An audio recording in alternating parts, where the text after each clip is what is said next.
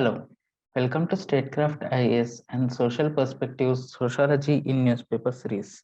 In this series, we shall discuss daily news articles in sociological perspective and revise relevant sociology related UPSC mains concepts with the help of newspaper on daily basis. In today's video, we have an article in open editorial page saying, did orange counter saffron in Karnataka? The Lingayat mutt's influence and their heterogeneity have been a tough nut for the BJP to crack.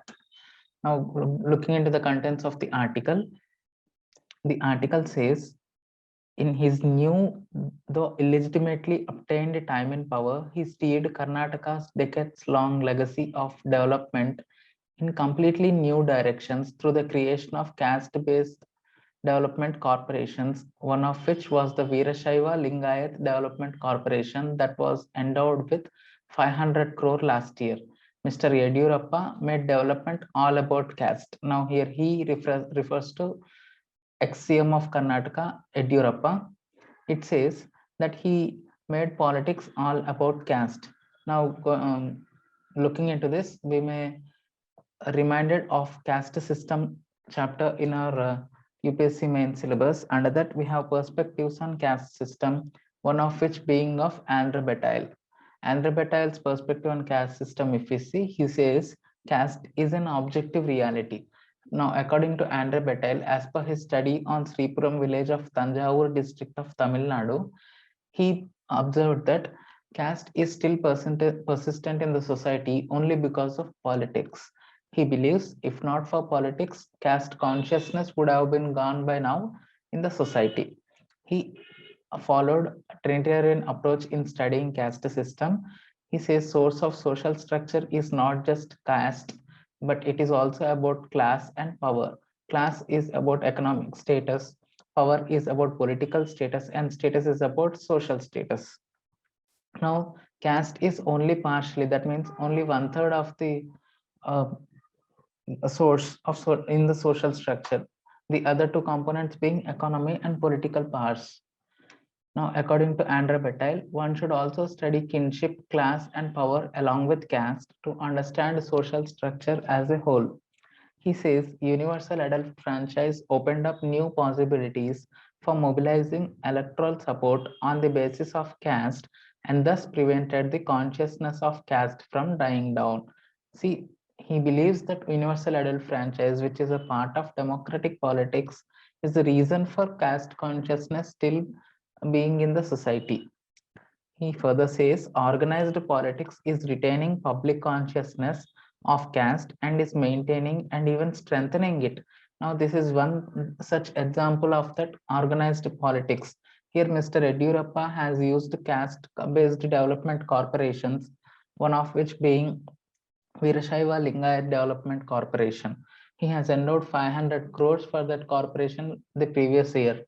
That means organized politics is being used to empower caste consciousness and strengthen caste consciousness in the society, as Andre Bataille has rightly believed.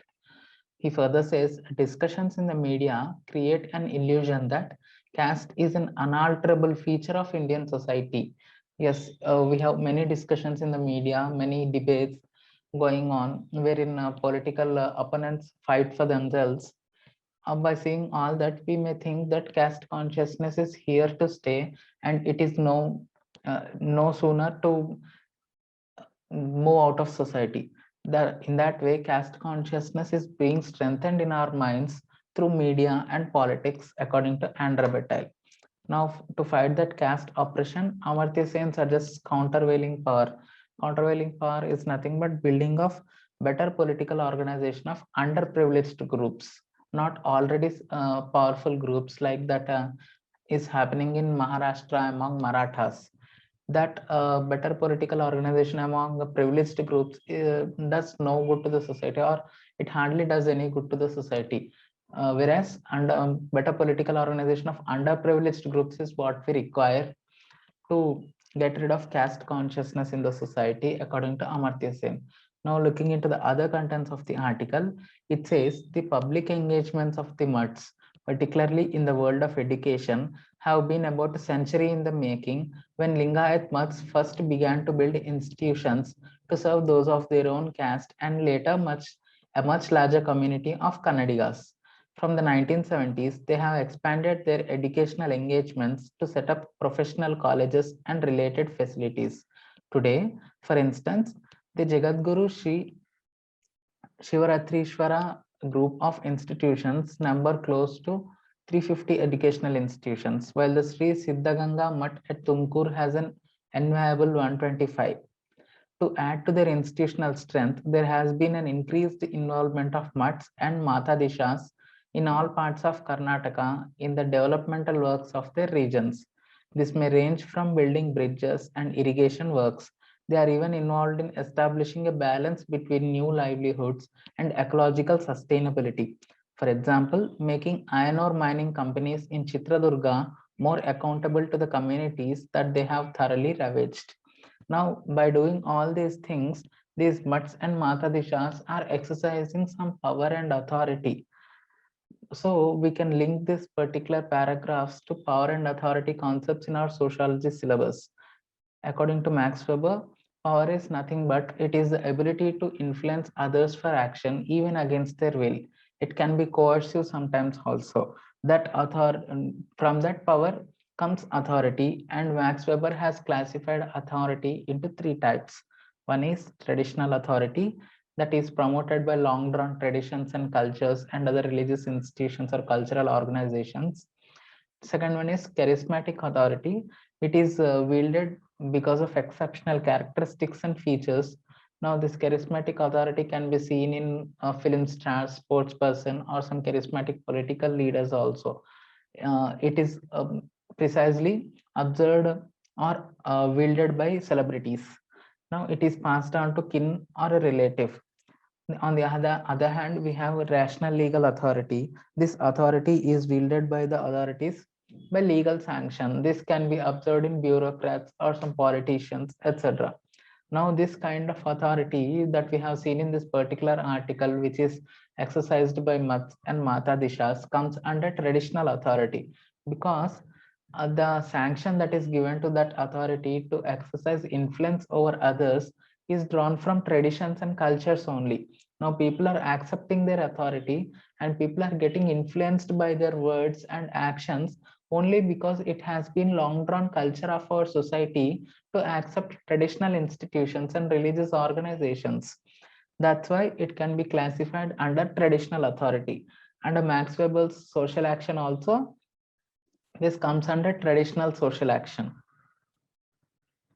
Now, moving on, here it says, ironically, the power of the Matadishas, strengthened no doubt by the wider political climate that privileges all men in orange, may precisely be that which undermines the homogenizing Hindutva project. It was the dangerous threat to Hindu unity that was exposed in the 2017 campaign for the recognition of the Lingayats as belonging to a separate religion, a demand that was successfully beaten back, at least temporarily, by the union government. Now, if we study Dr. B.R. Ambedkar's observations on caste system in the book Annihilation of Caste, he precisely mentions the drawbacks of Hinduism because he says Hinduism is divided in nature because of the caste system. Now, it only because of caste system, Hinduism is lacking unity. Now, let's take any other religion like Islam or Christianity or Buddhism or Jainism. If we attack any one person among them, the whole religion comes against us and it attacks us. Now, in Hinduism, it is not so because Hinduism is already divided into number of castes and subcastes, and further divisions are there among subcastes also. That is why Hinduism is divided in nature in itself. Solidarity is lacking in Hinduism, according to Dr. B.R. Ambedkar. That he says that a presence of caste system, he says, is a threat to society because people tend to fight among themselves, among their own religion, on the pretext of caste. That's why Dr. B.R. Ambedkar says caste system must be uh, overthrown and it must be overcome in the society for greater solidarity in the society. Now, this particular development happening in Karnataka among the Lingayats is a rightful substantiation for Dr. B.R. Ambedkar's observations of caste system in his book Annihilation of Caste. Now moving on to the next article. Here we see about formulas. It says women and men stand shoulder to shoulder. Event brings together participants from all walks of life. The contents of the article goes like this. Among those who were members of the Mahila Kisan Sansad here on Monday were an assistant professor from Punjab, the wife of an army officer, and a homemaker who occasionally works towards women empowerment in her village in Haryana. Amandeep Kaur Sandhu, 32, assistant professor at a college in village Baba Sangh Dhesian, said back home people used to believe that women should stay indoors. But during the protest against the formulas, women and men shared the stage and continued the agitation shoulder to shoulder. The 40-year-old wife of an army officer, a resident of Mahali who didn't wish to be identified, said she was taking part to express solidarity.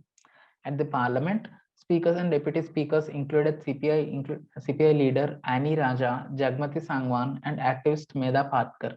In two of the three sessions, an agriculture minister was also made to sit and speak. That means here the whole class, that means have not class, if you see in Karl Marx perspective of class struggle, we can divide the society into two types, have class and have not class. Have not class is nothing but the political clout here, because they have all the means to bring changes in the society and bring changes in the lives of the people. They have all the means to bring any changes in the process of production. Here production is nothing but production of food grains. Hence we can say that political clout is have class and farmers have or have not class, because they have no hold about their own activity. They cannot decide how to what to produce and how to sell their produce. That's why they can be termed as have not class here. And as Karl Marx has rightly noted, have class will always try to exploit have not class. Now in this particular article also, in the farmer's perspective, now I'm not judging anything, it's just in the farmer's perspective that they think that the political class is economically exploiting them, exploiting the farmers. That's why they are trying to protest against the government and protest against the three farm bills or farm laws. In protesting, so firstly the farmers were class in itself, that means they protested individually. After some time they emerged as class for itself, that means they recognized each other's problems in the farm laws, and common consciousness has are developed in them. Sense of oneness can be seen in this particular article also. Here people coming to express solidarity from different walks of life, that means they recognized or they developed a sense of oneness among them, and hence they are fighting for themselves as a whole. That means subjective realization of objective reality is attained in this particular example. And Karl Marx says this is necessary to overthrow the oppressor or bargain better. Here, the aim of the farmers was not to overthrow the oppressor, but just to bargain better. That means to bargain that the three formulas be repealed and minimum support price be made legal, etc. Or just some legal backing must be given to minimum support price. Such considerations or demands are there among the farmers, and to that to bargain that they emerged as class for itself now. That means we have seen different walks of people from different walks of life coming together and fighting shoulder to shoulder. Now here a particular word called solidarity is mentioned, and what kind of solidarity this is in sociological perspective, we may refer to Durkheim's solidarity concept. He says there are two types of solidarity. One is mechanical and the other one is organic. Now in mechanical, collective consciousness is very strong. Solidarity is due to likeness or sameness. Laws are repressive and conformity to the social norms is a must. Minimum deviation exists. Whereas in organic solidarity, there is no strong collective conscience due to specialized division of labor. Solidarity is based on differences and dependence. Yes, here also we have seen wives of professors or wives of army officers coming together and expressing solidarity. Why they are doing so? Because they recognized there is they depend upon the farmers to carry on their livelihood. That's why out of that dependence and differences, solidarity is emerging. Now, farmers also stand for those who are expressing support for them, and different people are also standing for farmers because they recognized that they depend on farmers in turn to carry out their lives. Out of that dependence only, this solidarity has emerged, and hence it can be termed as organic solidarity in Emile Durkheim's classification.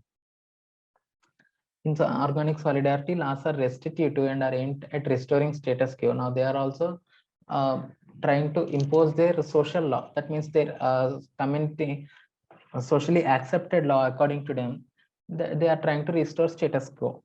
Relations between individuals and groups become contractual. Yes, in this particular example also, once the farm laws are repealed or once the demands are met, they no more meet each other, or they no more have any relation with themselves after the protest. That means these relations are just contractual in nature. They just be in force only until the demands are met. That's all we have for today. If you like the content, please like, share, and subscribe to Statecraft IAS. If you have any comments or queries or criticisms, or if you wish to say anything, please comment and let me know in the comment section. Thank you for listening. Have a nice day.